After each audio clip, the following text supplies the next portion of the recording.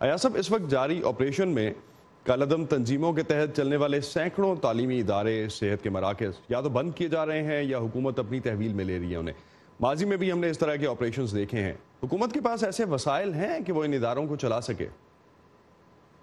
دیکھیے، حکومت کے پاس بالکل وسائل ہیں۔ مذہبی امور کی وزارت ہے، اس کے نیچے اوقاف، بہت سارے علماء اور ایسے لوگ ہیں جو ان کو ٹیک اوور کر سکتے ہیں، چلا سکتے ہیں۔ مدارس particularly as far welfare organizations ہیں، ان کے لیے بھی ظاہر بات ہے حکومت ہے، ان کے پاس وسائل ہے، ان کے پاس لوگ ہیں، وہ چلا سکیں گے، اس میں کوئی شک نہیں ہے۔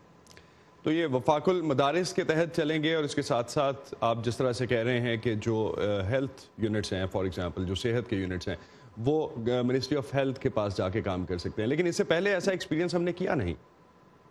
دیکھیے، اس سے پہلے میرا خیال ہے اتنے بڑے لیول پہ اس میں حکومت نے پیش قدمی بھی نہیں کی تھی، مختصراً سی تھی اور پھر وہ تحلیل سی ہو گئی۔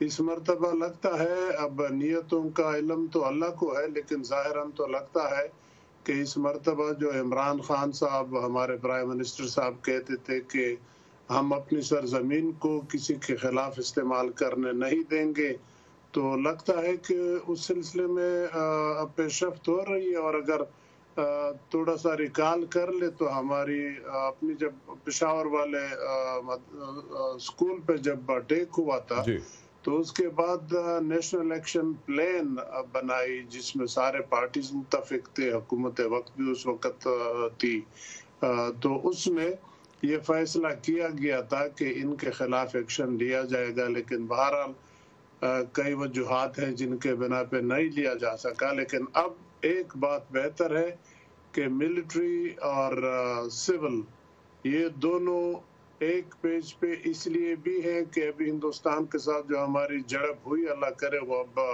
مزید نہ بڑھے، اسی پہ ختم ہو جائے، تو اس میں تو ظاہر بات ہے کسی کے کتنے بھی اختلافات ہوں پھر وہ حکومت کے ساتھ ہی ہوتے ہیں۔ تو اب فوج اور حکومت ایک پیج پہ ہیں، اور اس مد میں بھی میرا خیال ہے وہ ایک پیج پہ ہے۔ جی بہتر۔ ایاز صاحب، ایک چیز میں چاہوں گا اس کے ساتھ آپ اور بھی شامل کر دیں۔ آپ نے کہا کہ بہتری جو ہے اور براڈر سینیریو میں اس وقت جو ہے اور بہتر لیول پہ آپریشن ہو رہا ہے، بڑے لیول پہ آپریشن ہو رہا ہے۔ تنظیمیں نام بدل کے اس سے پہلے یہ آتی رہی ہیں، آپ سمجھتے ہیں اس کے بعد یہ ادارے کھولنے میں کامیاب نہیں ہوں گی؟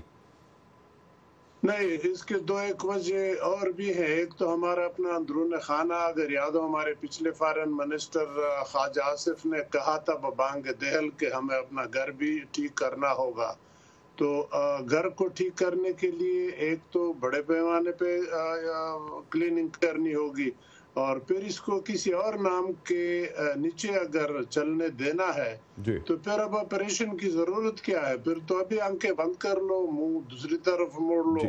ایک چیز ایاز صاحب، بالکل لاسٹ پہ ایک چیز میں آپ سے جاننا چاہوں گا۔ پاکستان میں اپوزیشن کی طرف سے بھی تنقید کی جا رہی ہے کہ حکومت عسکریت پسند جو ہیں عناصر، ان کو قومی دھارے میں لانے کی پالیسی پہ عمل پیرا ہے، اور اس حوالے سے اگر یہ پالیسی اپنائی جاتی ہے تو آپ کی رائے میں چیلنجز کیا ہیں حکومت کے لیے؟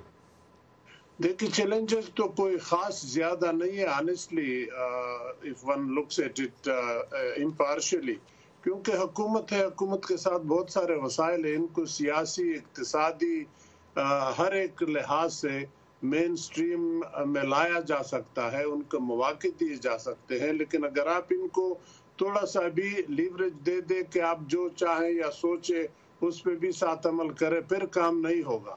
ادھر سے مکمل خاتمہ، ادھر اس طرف دیکھنا بھی نہیں ہے۔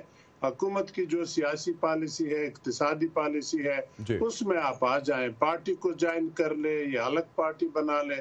Afghanistan as an example for us. اگر گلبدین حکمتیار مین سٹریم میں آ سکتے ہیں تو یہاں پہ کون سی ایسی قیامت گرے گی کہ وہ مین سٹریم سیاست میں نہیں آ سکتے یا کسی اور تنظیم کو وہ نہیں بنا سکتے ہیں، پرووائیڈڈ جو ابھی تک کرتے رہے اس سے اگر وہ ہاتھ دھو لیں۔